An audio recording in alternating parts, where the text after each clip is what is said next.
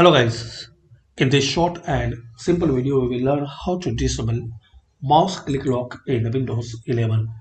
So guys, if you are facing some issues to mouse selecting some area, so you can disable click lock in mouse settings.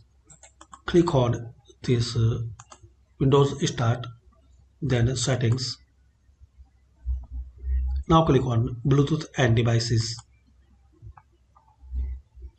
Now select mouse, then left click on additional mouse settings. So just you need to deselect this option click lock.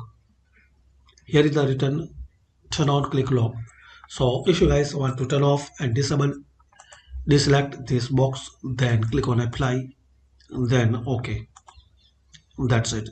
So like this guys, you can disable and turn off mouse click lock in Windows 11. Thanks for watching, and friends, this setting will work in Windows 7, 8 or 10.